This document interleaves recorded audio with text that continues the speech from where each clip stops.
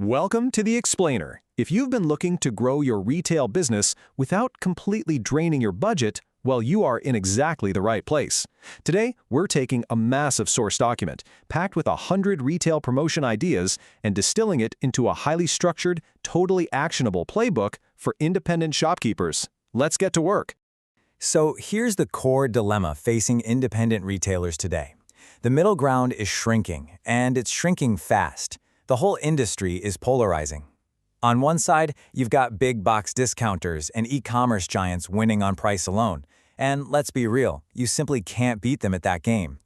On the other side, luxury brands commanding huge premiums through experience, exclusivity, and storytelling.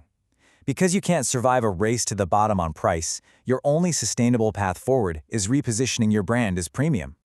Now, let's dive into this crucial mindset shift. Elevating your business doesn't necessarily mean changing what you sell. It means changing how customers perceive it. The source material hits the nail on the head here. Perception is everything.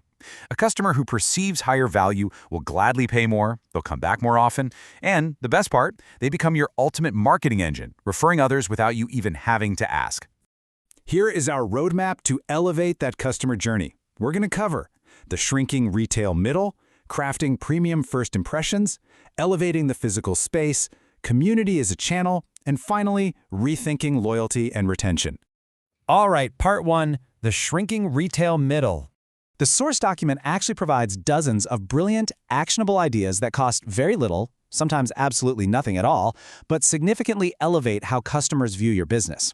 We're going to take the guesswork out of bridging that gap between being just a standard shop and a true premium destination.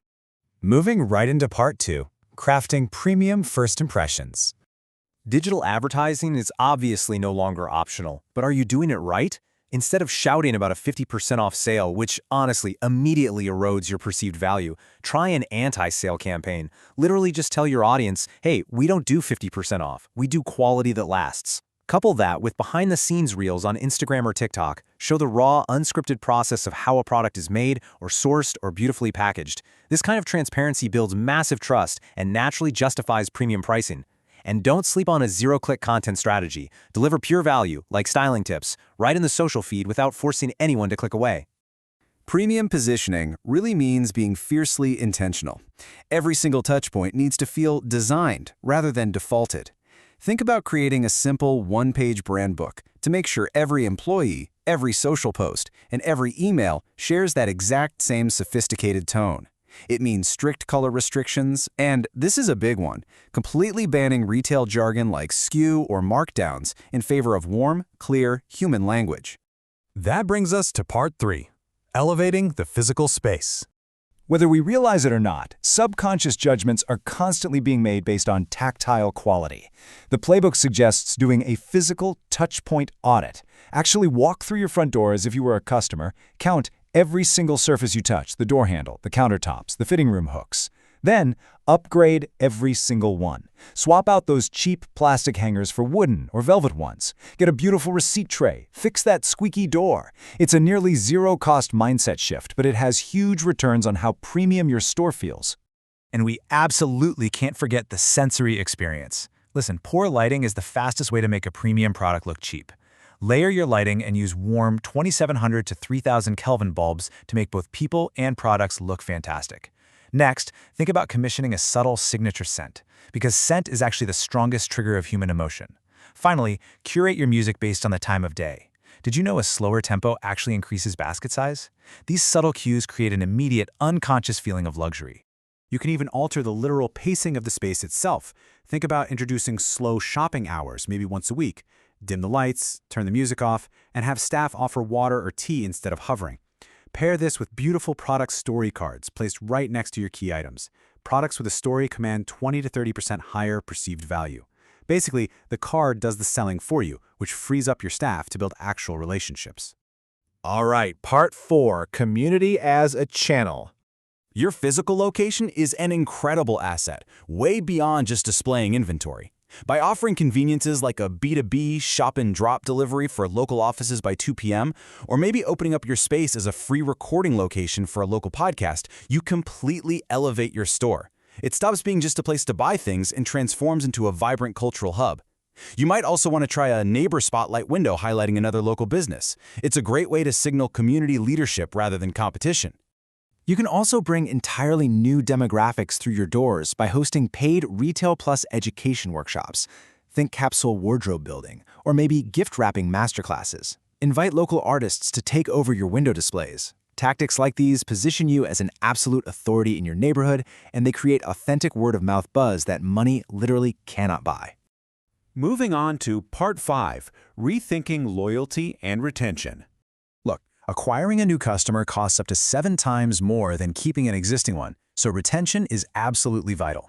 The crucial mindset shift here, an anti-discount motif. It is time to replace cheap, highly transactional point systems with aspirational status tiers. Instead of conditioning your best customers to just wait for a sale, introduce tiers like bronze, silver, gold, and platinum based on annual spend. At higher tiers, offer real experiences, a private styling session, or a wine and shop evening. Experiences create emotional loyalty, and discounts just cannot match that. Elevating loyalty also means shifting towards genuine generosity. Instead of sending a generic one-day birthday coupon that honestly feels a bit like a marketing trap, celebrate a customer's entire birthday month. Give them a series of small, thoughtful touches throughout the whole month, like a handwritten card or early access to a new arrival. Make them feel special, not just targeted. This philosophy extends perfectly into high-touch retention gestures. We live in a world saturated with digital noise, right? So a physical gesture stands out immediately. Mail your lapsed VIPs a small "We Miss You" box with a tiny sample and a personalized note. Give your top-tier members a 60-day no-questions-asked return window to show absolute trust in your product. And train your staff to slip a handwritten "You might also love" note into a customer's bag, recommending just one complimentary item. It really shows genuine product knowledge and care. Finally, Part 6, Execution and Conclusion. A beautifully bold way to kick off this execution is by framing a customer bill of rights right by your checkout counter.